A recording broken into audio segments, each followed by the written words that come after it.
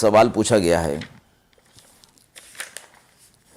کیا قرآن کے مضامین کے ترجمے کو قرآن کہا جا سکتا ہے؟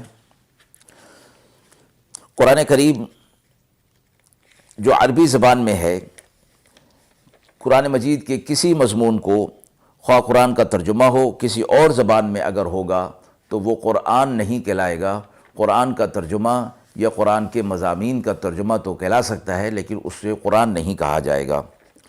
قرآن کریم سابقہ کتابوں میں بھی مذکور ہے، اور ظاہر ہے کہ پچھلی کتابیں تورات، انجیل، زبور وغیرہ عربی زبان میں نہیں تھیں، تو صرف معانی قرآن کے ان میں مذکور ہونے کو آیت میں کہا گیا ہے کہ قرآن پچھلی کتابوں میں بھی ہے، یعنی اس کا تذکرہ اور اس کے مضامین کا تذکرہ پچھلی کتابوں میں رکھا گیا ہے۔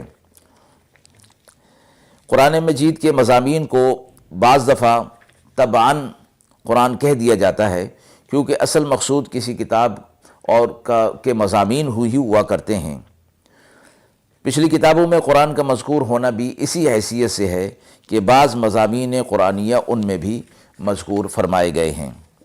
اسی وجہ سے امت کا اس بات پر علماء کا اتفاق ہے کہ نماز میں فرض تلاوت کی جگہ قرآن کے الفاظ کا ترجمہ کسی بھی زبان کے اندر پڑھ لینا کافی نہیں ہے، بلکہ عربی زبان ہی میں اس کو پڑھا جائے گا۔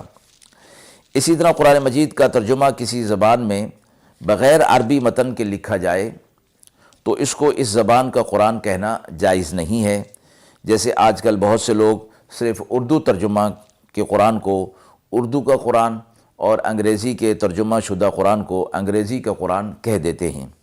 یہ ناجائز بھی ہے اور بے ادبی بھی ہے۔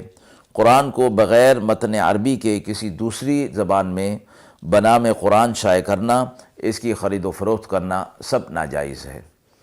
وآخر دعوانا ان الحمد للہ رب العالمین۔